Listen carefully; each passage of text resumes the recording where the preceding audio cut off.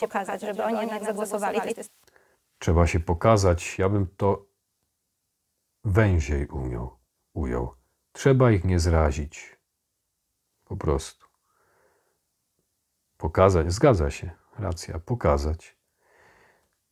I to jest wystarczający argument obronny, którego pan Braun nie uwzględnił. Taka chęć szerszego dotarcia. Natomiast na pytanie, czy rzeczywiście jest planowana taka koalicja z PiS-em, u pana Rymanowskiego Sławomir Mencen powiedział, że nie, że on o tym nie słyszał. I gdzieś też powiedział, i sam pan Korwin to powiedział, że on byłby chętny na taką koalicję, że w tym momencie taka koalicja PiS-u i Konfederacji by była lepsza niż to, co mamy teraz. Odnosi się pani do wypowiedzi różnych ludzi. Tak. Pani Anna przytoczyła wypowiedź Korwina, żeby pokazać niekonsekwencje pana Brauna. Jak to jest, że po pierwsze mówi pan o Mencenie tak, jakby jakąś koalicję robił z PiS-em. Później się okazało, że to pan poparł Nawrockiego wprost, nie Mencen. To jaka tu jest pana konsekwencja? 2. Nic o takiej koalicji nie wiadomo. To jest 1. 2.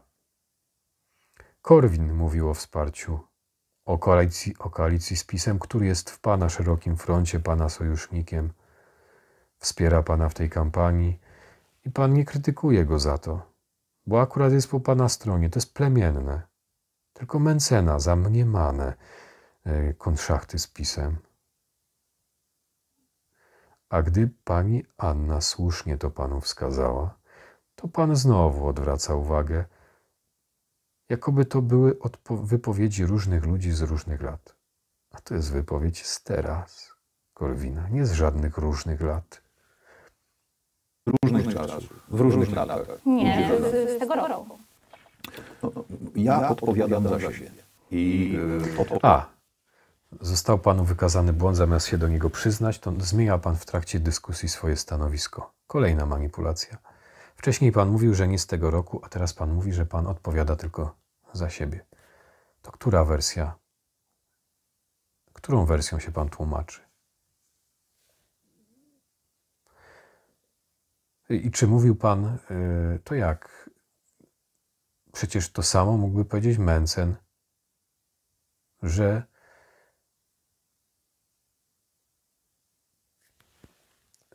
to czemu pan nie stosuje tej argumentacji do Mencena?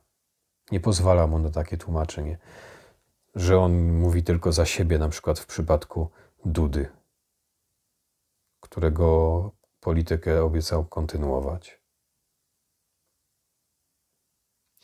Mimo iż w przeciwieństwie do pana, Mencen wyraźnie powiedział, czego nie będzie kontynuował, z czym się z Dudą nie zgadza, ostro go krytykował. Nie w przeciwieństwie w sensie, że pan nie krytykował Dudy, tylko że w przeciwieństwie do pana, bo pan swoich sojuszników z szerokiego frontu tylko i wyłącznie chwali i nie krytykuje, czy też nawet swoich znajomych publicystów, z których pan poleca, a ani słowem nie przestrzegł przed szkodliwymi, czy też niezgodnymi z pana poglądami tezami, a więc naraził ludzi na zgorszenie. Na to by może legitymizując się pana wsparciem, uwierzyli w te również szkodliwe rzeczy, które mówi na przykład Jan Piński. 2. Przykład Korwina. To jak? Korwinowi pan tego nie krytykował, nie wypominał, tylko Mencenowi, bo nie jest w pana drużynie, w pana plemieniu. To Mencenowi, ale jak Korwin, to nie, ja nie będę go krytykował. To jest plemienność. To co to ma być?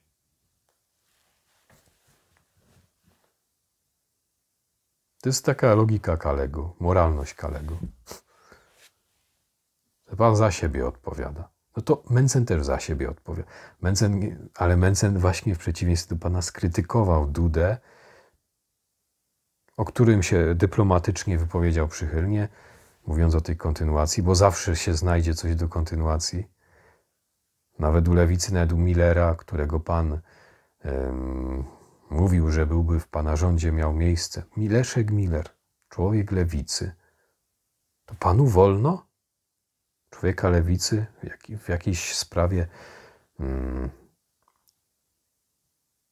przyjąć go do swojego szerokiego frontu, nawet do swojego ewentualnego rządu, a Mentzenowi nie wolno w czymś kontynuować Dudy przy jednoczesnym krytykowaniu tego, czego kontynuować nie chce i wyraźnym, a pan wyraźnie wielu swoich współpracowników nie skrytykował za to, co niezgodne z pana linią. To jest piętrowo niekonsekwentne i hipokrytyczne. Odpowiadam w jakimś bliższym sensie za członków mojej partii. Wymieniani przez panią politycy nie wypełnili formularza zgłoszeniowego i nie analizuję ich wniosków. A co, Duda wypełnił formularz zgłoszeniowy u Mentzena? Albo Mentzen u PiS-u? Co to za argument? Co to za wytrych? To niech pan pozwoli ten argument użyć Mentzenowi i nie uderza w niego. Wobec tego sam pan obala podstawy swojej krytyki wobec Mentzena, bo pan coś robi dużo bardziej jaskrawo niekonsekwentnego, jeśli chodzi o poglądy i idee. Członkowskich w Konfederacji Prawej Polskiej. Więc przy pełnej z mojej strony przy pełnej otwartości na współpracę z różnymi środowiskami, różnymi politykami, proszę mnie nie rozliczać z tego, co wszyscy na każdy temat mają do powiedzenia. To pana mamy nie rozliczać, pana nie wolno, ale pan może se wszystkich rozliczać, nawet jeśli ci, których pan rozlicza, krytykują tych, z którymi w jakiejś sprawie deklarują kontynuację. To jest nie tylko niekonsekwencja, to są nierówne standardy oceniania. Panu wolno, innym nie wolno. Innym nawet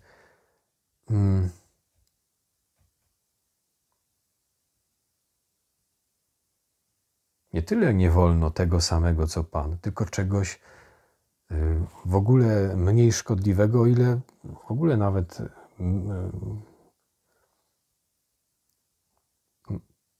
w sposób mniemany szkodliwego, mniemany przez pana. To jest tak absurdalne. To nie jest żaden atak, tylko to są pytania, które się na spotkaniach bardzo często pojawiają. Też ostatnio była taka medialna plotka, też zostało wyjaśnione, że będzie jakaś partia Kobra. Zostało wyjaśnione, że tak nie jest, ale jednak w tej potencjalnym ugrupowaniu, które pan widzi, które będzie z panem współpracowało w przyszłych wyborach, to kogo pan widzi? Pana Korwina? Szeroki front gaśnicowy. Szeroki front gaśnicowy.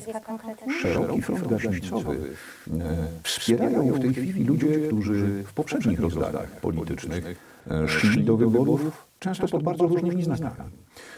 Cieszę się jako kandydat na prezydenta i jestem bardzo dumny z poparcia, którego udzielali mi byli posłowie, na przykład Ligi Polskich Rodzin, na przykład Samoobrony. O, jakież to ciekawe. Samoobrona, partia, o której dziś z perspektywy lat minionych możemy powiedzieć, że była pars pro toto partią antysystemu w Polsce.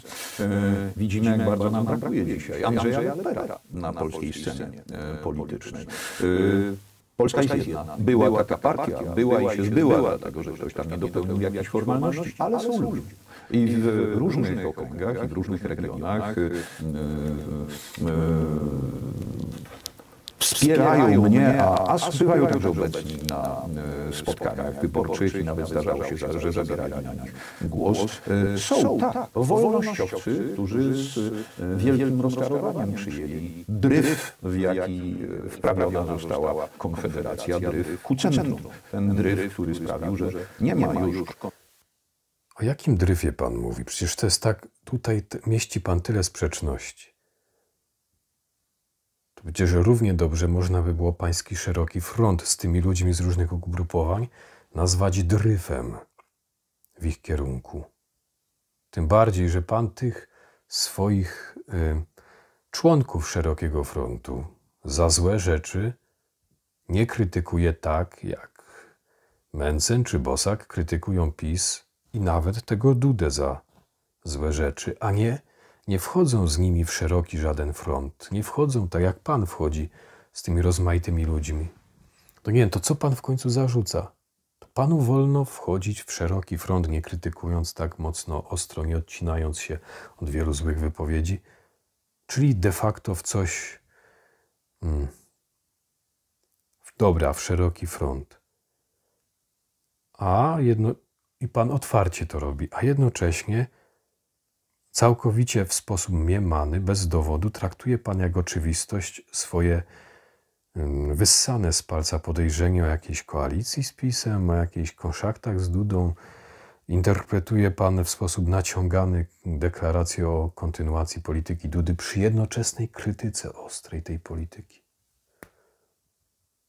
Tyle zaprzeczeń pan tutaj zawarł w tym swoim stanowisku. Jest neokonfederacja z jej neoliderami, którzy przekreślili leżącą u podstaw Konfederacji zasadę realnego współdziałania bez iluzji wielkich zjednoczeń i bez chodzenia sobie nawzajem na głowę. Więc jestem dumny. Zasadę leżącą u podstaw dobrze pan wie, że przedstawia znowu pan jak dogmat, jako pewność, oczywistość, jakąś zasadę, która jest pana opinią, a nie zasadą wyznawaną przez całą Konfederację, konstytutywną dla niej. Pan tak twierdzi, a to jest kwestia znowu wątpliwa, a przedstawia ją pan widzom jako bezsprzeczny argument, a takim nie jest, bo najpierw on musiałby być możliwy do udowodnienia, a nie jest. Konfederacja była zlepkiem różnych poglądów, łącznie z Leroyem, ale czy to było dobre i czy to było jej fundamentem, istotą jej powstania?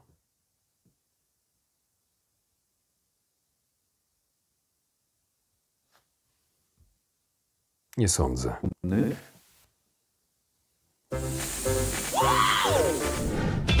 To pan wystartował wcześniej jako osobny kandydat. I właśnie dlatego pana argument z rzeczy, które są ludziom niewiadome, a więc muszą panu ślepo wierzyć na słowo, jest nieuczciwy, bo nie wiemy, co wiedzieli pana koalicjanci, jakie tam były porachunki między wami. Dlaczego mogli nie chcieć zwołać kongresu? Być może nie będę tego kontynuował, żeby nie wchodzić w upublicznianie podejrzeń. Widzieli więcej, dlatego oni tego argumentu nie podnoszą, a wypowiadają się tylko o tym, co pan zrobił publicznie, startując w wyborach wbrew kandydatowi Konfederacji. No, jak pan wystartował, to automatycznie jest pan jego konkurentem, a więc nie może być konkurent w tej samej partii, bo to jest koalicja, partia techniczna. Gdybyście się jeszcze dogadali, że to robicie taktycznie, ale wystartował wbrew tej koalicji, wbrew ustaleniom. Koledzy z Nowej Nadziei i Ruchu Narodowego w Brukseli. Mocne słowa, szyje pan narrację po tych szwach. Rozpruli. No tak, ma pan tą zdolność budowania soczystych obrazów. No ale tym pan wygrywa i to ludzie lubią i dlatego panu wierzą. Ale to nie jest podstawa merytoryczna, a do krytyki musi mieć pan podstawę merytoryczną, a jednocześnie, jeżeli pan krytykuje publicznie, taką, która jest mierzalna dla publiczności. Jeżeli publicznie, to musi być mierzalna dla publiczności. Jest jeden wyjątek, to znaczy wtedy, gdy pan jest świadkiem wydarzenia, którego pan nie umie udowodnić, morderstwa, zabójstwa, takiego oczywistego moralnie. A tutaj nie mamy do czynienia z takim wydarzeniem. A nawet gdyby jakieś było, ktoś kogoś okradł, oszukał, zamordował, to pan o tym nie mówi. Pan mówi o rzeczach wątpliwych, subiektywnych, stanowiących kwestię dyskusji, co jest lepsze, co gorsze. A więc nie ma pan prawa tego przedstawiać publiczności jako w sposób oczywisty, karygodne, złe, jako powód dla tej niesubordynacji, samodzielnego startu, bo to nie jest powód. Fałszem jest twierdzenie, że to jest jakikolwiek dowód. Nie jest, bo to jest dalej kwestia niepewna. Dalej pan brnie w przedstawianie kwestii taktycznych, wątpliwych, w których można mieć różne opinie, jakby były jakąś zbrodnią. Z taką emocją je pan przedstawia, a wie pan, że w mediach liczy się przede wszystkim emocja. Jeśli jest zła i tak pan kojarzy to, przedstawiając inne stanowisko w sprawach taktycznych, z kim sojusze zawrzeć, jako jakaś zdrada, coś strasznego, może nie zdrada, coś strasznego, coś emocjonalnie takiego deprecjonującego. No to jest sprzeczne z realnym stanem takiego ich działania i tego konfliktu między wami. Bo to nie jest konflikt o bezsprzeczne rzeczy, tylko właśnie po co te sojusze są? Po to, żeby jak najwięcej z idei zrealizować, żeby mieć jakąś sprawczość w tych warunkach, w jakich jesteśmy. Bo innych nie mamy. W takim świecie żyjemy.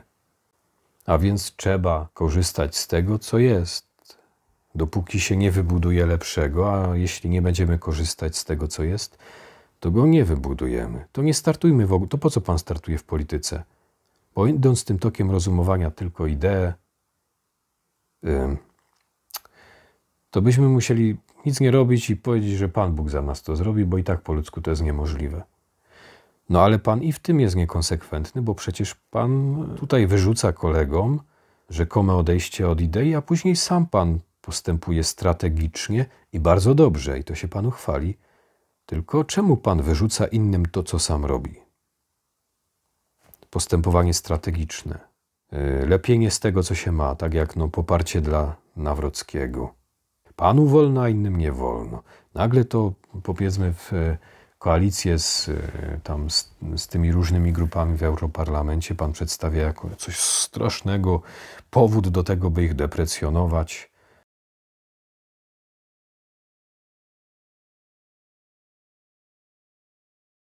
Nie jest to żaden powód. To jest pana gole orzeczenie. W których zresztą ocknęli się w dość jednak kłopotliwych i egzotycznych koalicjach. No, na przykład Ruch Narodowy jest w jednej grupie z mającą status obsesji. Zachował się nie w porządku w dyskusji wobec rozmówczyni i to jeszcze kobiety. Bo pan ją erystycznie już dociska. A później niektórzy dziwią się, że pani Anna pana atakuje. Nie, to pan pierwszy zaatakował. I będzie pan rozkręcał ten atak w trakcie tego programu, co zaraz zobaczymy. Jestem dumny z życzliwości i wsparcia, którego udzielają mi różni ludzie. Usłyszeli Pani na mojej konwencji wyborczej 12 kwietnia w Krakowie, w hali Wisły. Zapraszam najuprzejmiej. I to jest rękojmia mojej otwartości. Są także ludzie, którzy zorientowali się, że Ruch Narodowy ma problemy. Istotne problemy z realizowaniem programu narodowego, że Nowa Nadzieja ma... Dalej pan rzuca takimi oskarżeniami jak oczywistościami, których ludzie nie mogą zweryfikować, a więc ci, co pana emocjonalnie pan im podchodzi, uwierzą panu na słowo, że mają problem z realizowaniem programu narodowego. Jakie realizowanie programu narodowego? Jak pan to zmierzy? Co mogliby więcej zrobić? To jest taki frazes negatywny, oskarżycielski.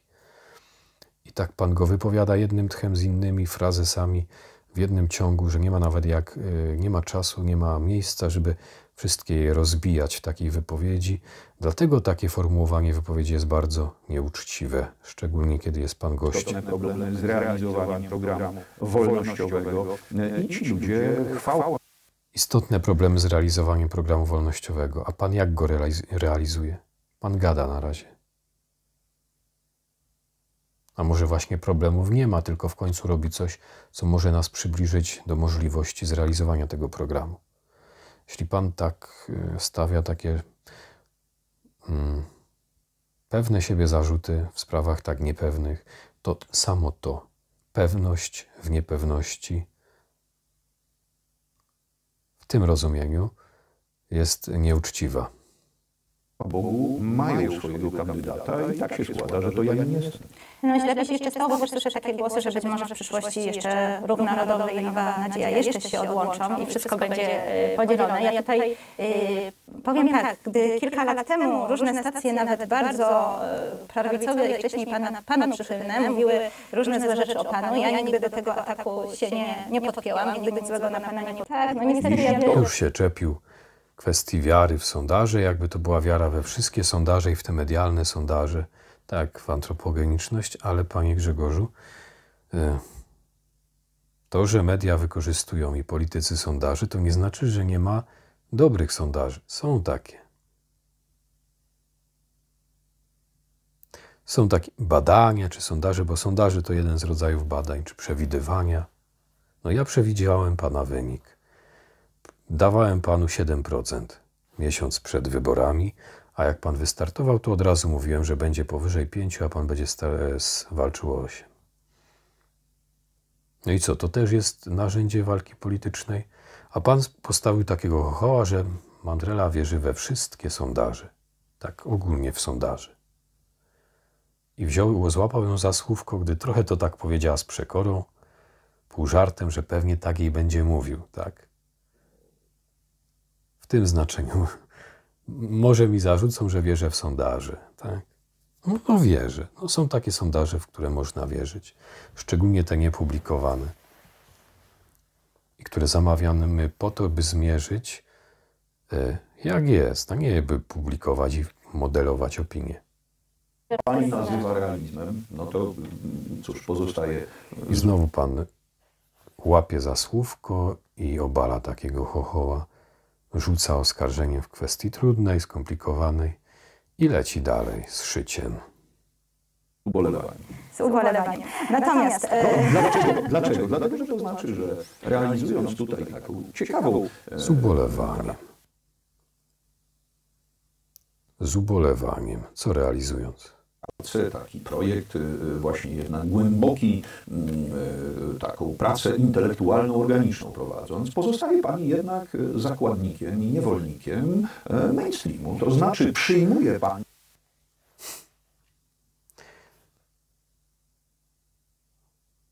Naciągnął wypowiedź dr Mandreli, zrobił nadinterpretację tej wypowiedzi, jakby to była wiara we wszystkie sondaże, szczególnie medialne, a potem naciągnięty jeszcze bardziej wniosek wyciągnął. Niewolnik mainstreamu. No, wielka figura medialna. No, ale to nie ma nic wspólnego z faktem. I tak deprecjonuje swoją rozmówczynię, atakuje ją i to jest rodzaj szantażu. Szantażu bowiem w świat idzie taka etykietka, gdzie rozmówczyni próbuje jakoś tak dość łagodnie się nie zgadzać. Dorówne do gościa podeszła łagodnie, a on tak właśnie wielkimi hasłami, to jeszcze nieuczciwie formułowanymi, nieuczciwą metodą atakuje ją. To się dziwi, że później bliscy znajomi stają w obronie, a ludzie oskarżają ich, że zaatakowali pana Brauna. Nie, to pan Braun zaatakował tu panią Annę i potem się tylko broniła. I ludzie jej bronili, a nie pana Brauna atakowali. Oj, nie, przewrotni. I pan tą przewrotność swoich zwolenników hoduje. Oni nawet są mniej odpowiedzialni za to, tylko pan. Wie pan, z czym pan gra jako człowiek mediów. I pan bierze za to odpowiedzialność. Te reguły, że sprawczość, polityczna może być funkcją jedynie pieniędzy i czasu ekranowego, czasu antenowego w mediach głównego ścieku. Pani ten dyktat najwyraźniej przyjmuje. No to szkoda. Nie zgadzam się z wszystkimi sondażami, ale ja też tutaj nawet mam kolegę, który pracuje w sondażowni, czasami coś mi powie, co do mojego wyniku w wyborach też bardzo mu dobrze poszło. No i też my jesteśmy trochę tacy, mimo wszystko zamknięci w pewnej bańce. Na przykład mój kanał, to nawet się tu może na mnie obrażam, że ja dzisiaj takie pytania niewygodne zadaję, bo mój kanał to są pana posła wyznawcy. Nawet jak ja mam film o zupełnie innej tematyce, to mam same komentarze Grzegorz Braun na prezydenta, Grzegorz Braun. Tylko ja wiem, że ja tutaj też Państwa pozdrawiam, docieram do takiej pewnej banieczki, tak? A potem pojechaliśmy ostatnio do Łodzi, widzimy, kto jest zabanerowany, też czasami się wyjdzie z tej bańki i widzi się jednak ludzi, którzy myślą inaczej i to jest dobre też, co Pan robi, tego też duża jednak była zasługa tej Konfederacji Wspólnej, że na przykład Sławomir Mencen z tego TikToka trochę młodych ludzi naściągnął, oni potem dotarli do Pana na jakieś spotkanie po jakąś książkę i rzeczywiście ta rewolucja się przesuwa i mam nadzieję, że będzie się przesuwać. Czy to jest jeszcze ten czas? Wydaje mi się, że też problem jest taki, mój kanał jest malutki, że nie ma dużych mediów, jeśli chodzi o takie głoszenie takich poglądów, prawda? PiS ma telewizję Republika, jest telewizja, tam trwam jakieś takie te inne media, wiadomo, koalicja rządząca ma TVN, telewizję polską i wszystko, a my tu mamy takie tylko małe przyczółki, które nie wiadomo, czy nie zostaną w ogóle zamknięte, jeśli ta cała mowa nienawiści teraz wejdzie, tak? To wszystko, dlatego też jest mój taki realizm i mój taki sceptycyzm. Może troszkę, żeby ten Pani realizm urealnić, zwrócę uwagę na liczby. W każdych wyborach w Polsce głosuje mniej więcej stała liczba, około 20 milionów Polaków. Jeżeli w jakichś sondażach, przez pierwsze tygodnie, nawet już po fakcie rejestracji mojej kandydatury, co zostało dokonane w stachanowskim tempie i nie na ostatnią chwilę, jeśli moje nazwisko się nie pojawiało, a potem pojawiło się gdzieś na poziomie 0,5%, to cóż to jest 0,5% wyborców? Z 20 milionów łatwo policzyć, 0,5% to jest 100 000. Ale gdzieś się Pan mówi o tym, że gdzieś się pojawiało. Ja dawałem Panu między 5 a 8% i 7% przed wyborami. A wie Pan, że jest Pan taką postacią, która budzi kontrowersje i ja już tu Panu w analizie pierwszej Konfederacji w 2019 mówiłem, że tak jak Korwin jest postacią, której się ludzie wstydzą i 99% mówi Konfederacja tak, no może i tak, ale ten Korwin to nie. I już żadne argumenty nie docierają. Pan też ma taką cechę, że wielu ludzi Pan zraża. Nawet nie słusznymi rzeczami, które Pan mówi, tylko formą samą, abstrahując od słuszności Pana tez. I zraża Pan, a jednocześnie Pan ma wielu zwolenników, którzy taką przekorę, ostentacyjność przekory w akcjach politycznych lubią. Teraz nie oceniam, czy to jest dobre, czy nie, tylko chodzi o formę, że pewna mała grupa, ale to jest grupa bardziej odporna na takie właśnie opinię publiczną, ale wielu ludzi Pan zrazi i wielu się, nawet jak Pana popiera i takich wielu znam, to publicznie nie powiedzą tego. No bo wielu by z pracy wyleciało nawet za to, dzieci by im wyśmiewali w szkole. Nie powiedzą. Czy może nie, dzieci nie wyrzucali, no bo to są tam o pytaniach, nikt nie wie, ale ludzie tak mają, że no nie przyznają się, nie zawsze powiedzą. Tak. I z tego powodu sondaże są często niedoszacowane. Pan jest kandydatem kontrowersyjnym z przyczyn formy, wizerunku, nie mówię o poglądach. Bo dla mnie Pana poglądy nie są kontrowersyjne. Metody działania tak, ale nie poglądy. Natomiast właśnie emocje są kontrowersyjne i to na ludzi działa i z tego powodu tacy kandydaci będą niedoszacowani. Szczególnie jak startują i jeszcze nie było żadnego probierza w postaci wyników wyborów i wtedy się ludzie boją przyznawać. To jest zwykły, racjonalny powód, że Pana jest mało w sondażach. Dlatego musi Pan najpierw zrobić wynik w takich wyborach ogólnopolskich.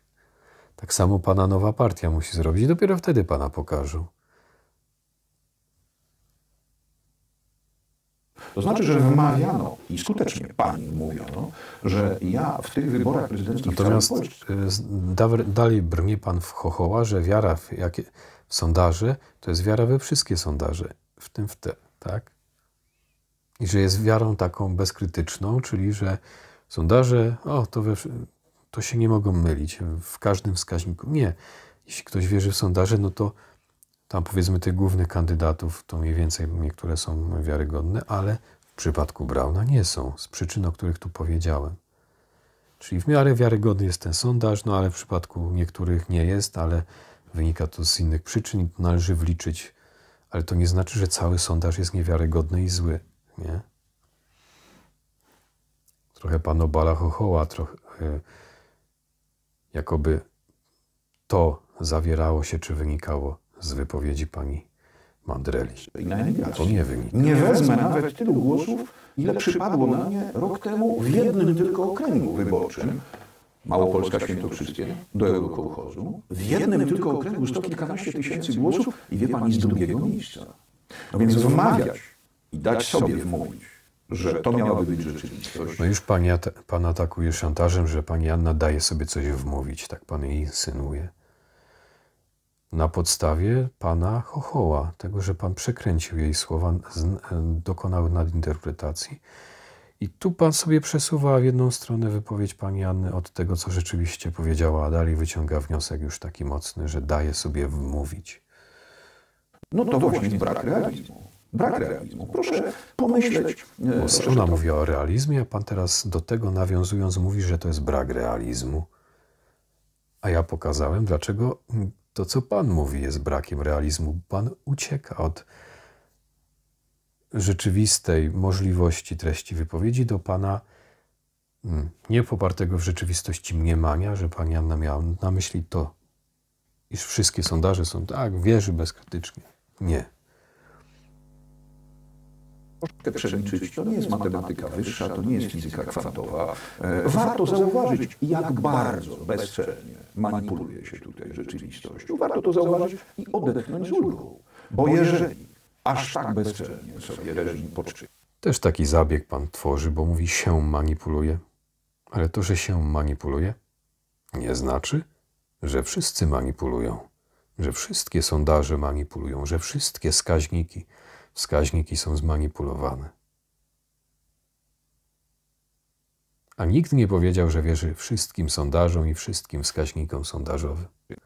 I sondażownie w tak bezczelny sposób działają, żeby wprawić panią w fałszywe mniemanie, no to właśnie czas troszkę się uśmiechnąć, odetchnąć z ulgą i po prostu zabrać się do pracy. Tak, żeby katolicy tradycyjni, katolicy, którzy nie abdykowali z zasad logicznego myślenia, żeby swoją reprezentację na scenie politycznej mieli. Bo powtarzam, to się tutaj dzisiaj.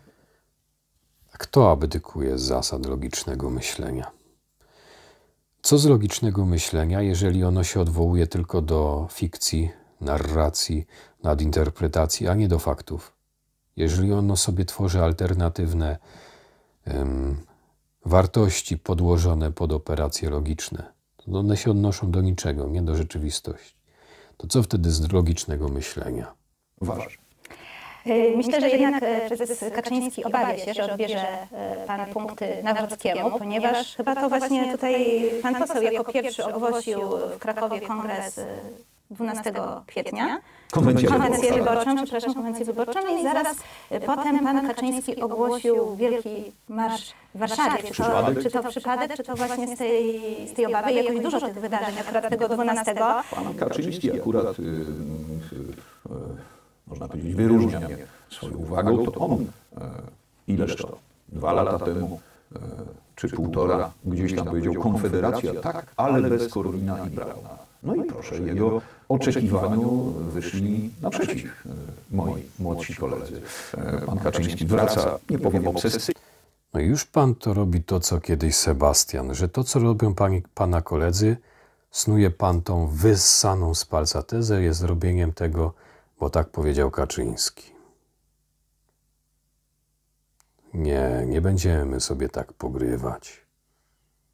To jest dorabianie teorii. Nie wie pan tego, to jest mniemane. Tak jak pan mówił o mniemanej pandemii, a tutaj pan mniemane insynuuje. Tak, bo pan powie, że pan tego wprost nie powiedział. Na tym polega insynuacja, jak pan kiedyś słusznie powiedział, że nie mówi się wprost, ale żeby tak to wszyscy rozumieli.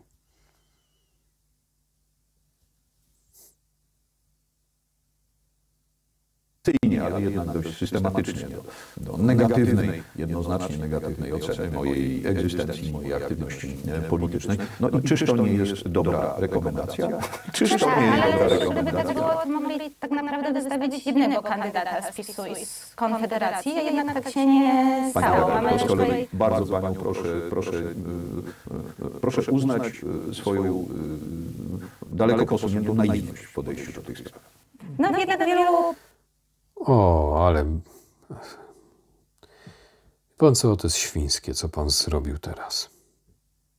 Pan powiedział, jest, innymi słowami, eufemistycznie, jest pani głupia, nie mając do tego żadnych podstaw, błędu jej żadnego nie udowodnił, tylko na podstawie swoich szytych mniemań, nadinterpretacji.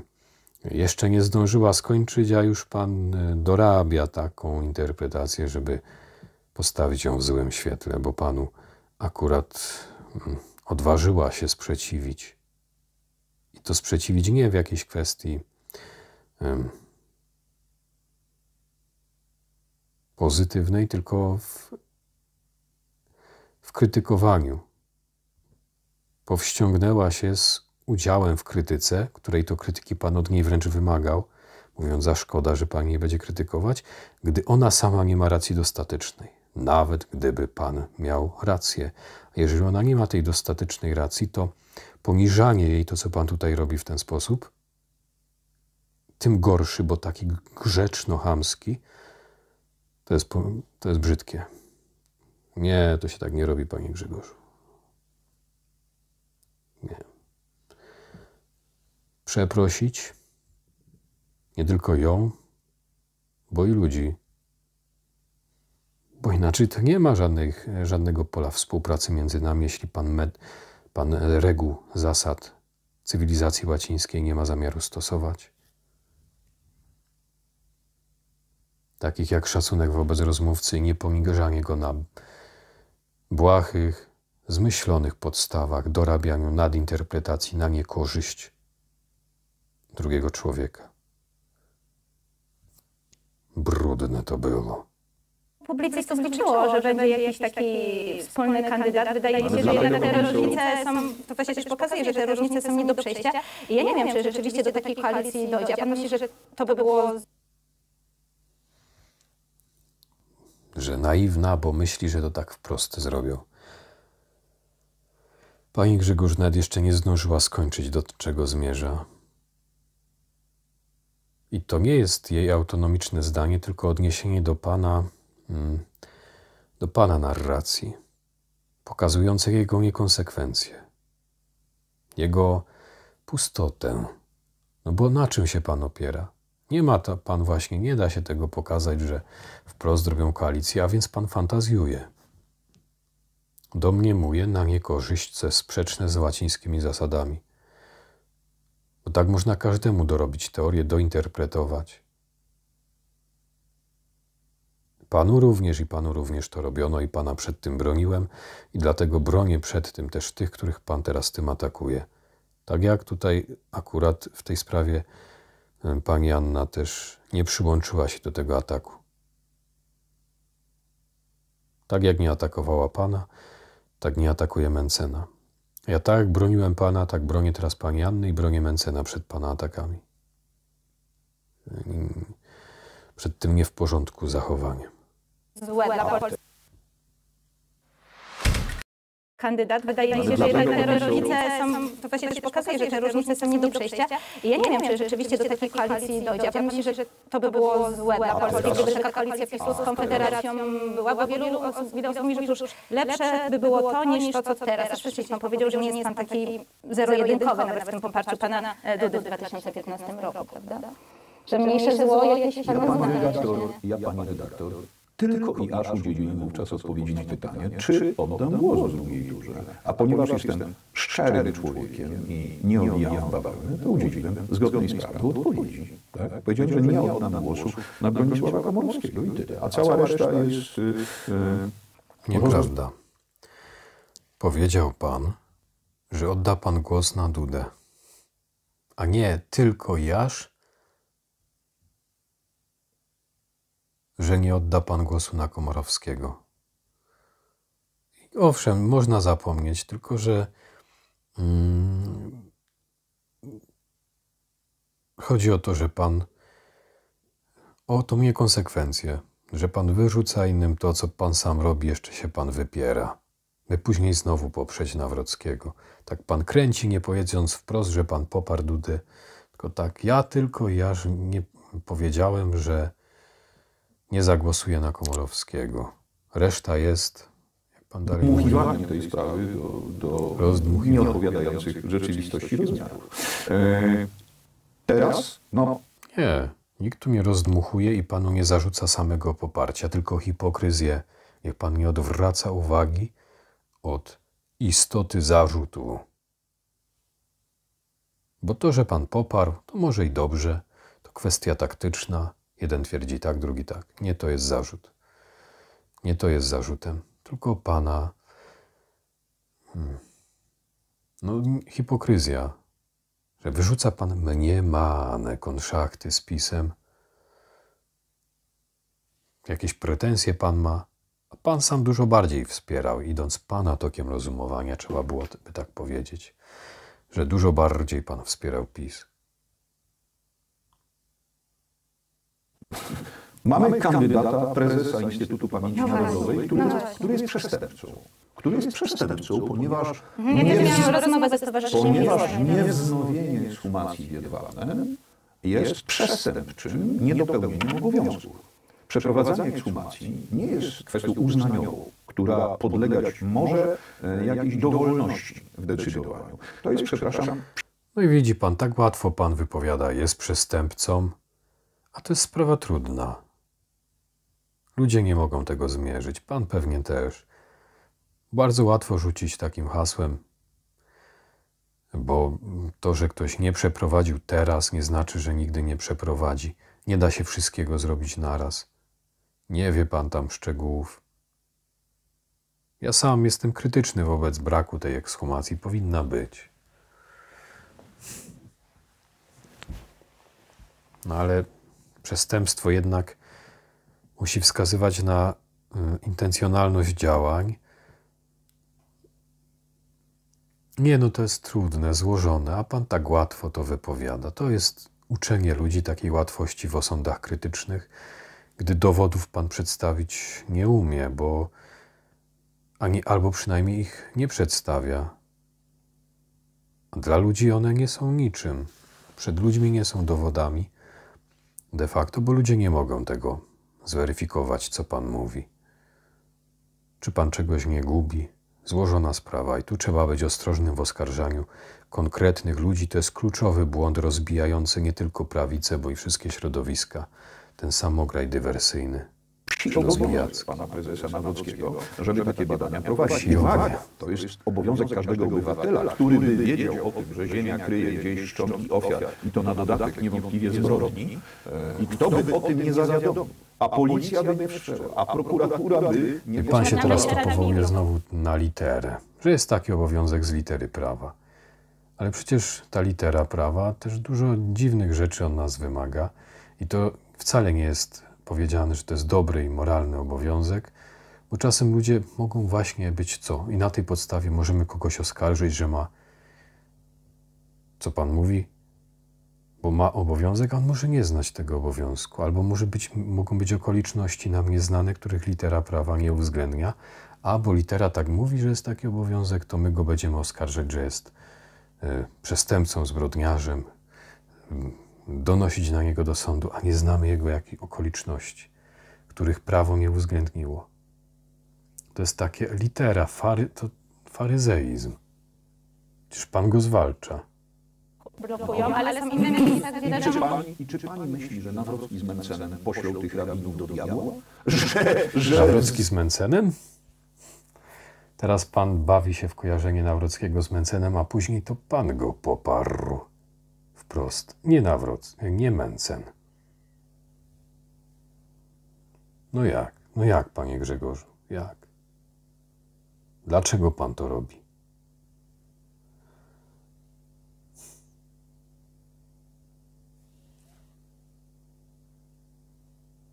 I ten uśmiech.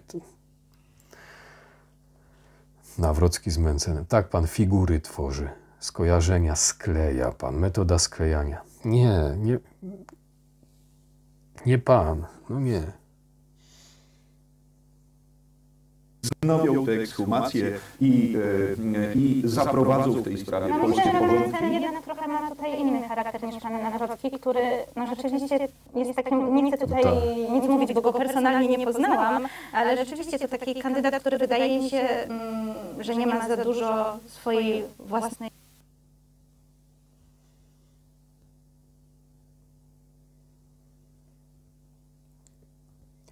I wiecie, kto przed publiką wygrywa w mediach? Ten, kto jest pewny siebie w swoich figurach retorycznych, tembrze głosu, zdecydowaniu, kto zaspokaja oczekiwania emocjonalne ludzi, którzy lubią oskarżać, bo się dowartościowują wtedy, że są lepsi od tych, których oskarżają.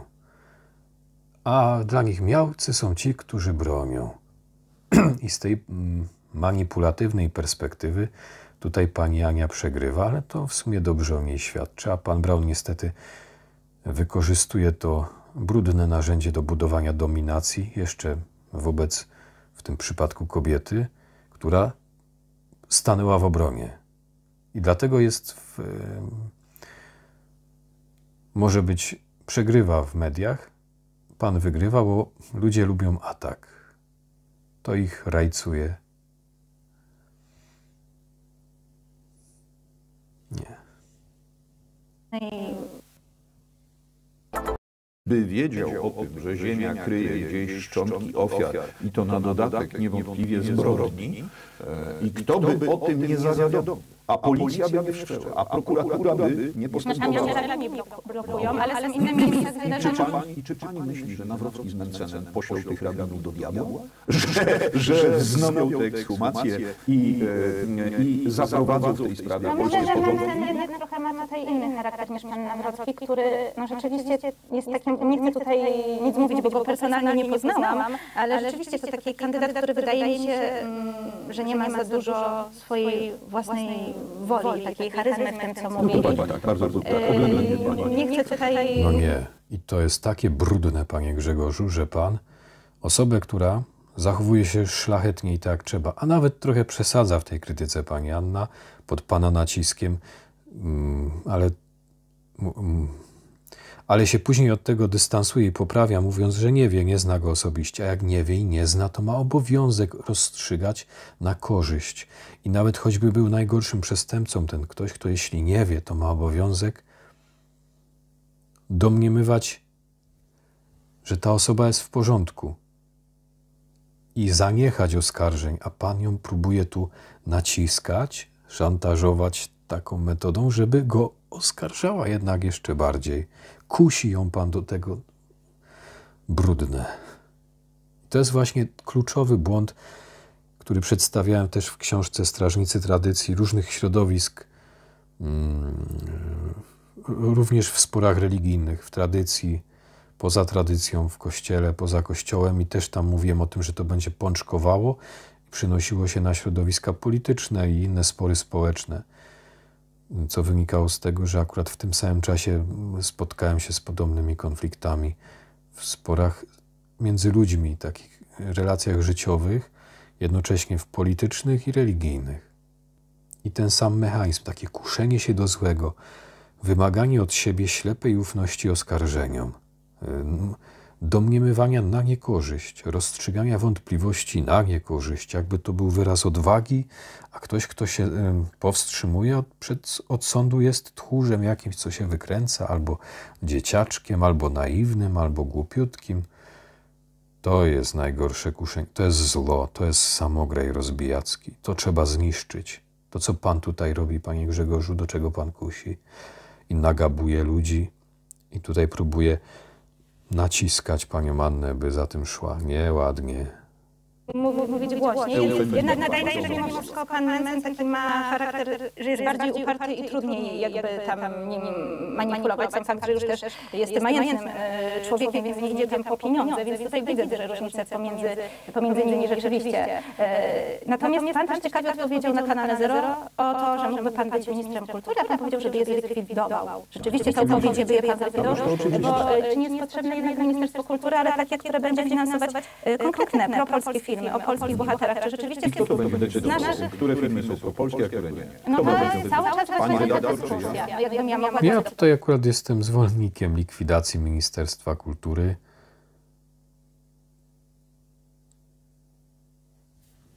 Tego za dużo, ale to jest kwestia tak samo, taka...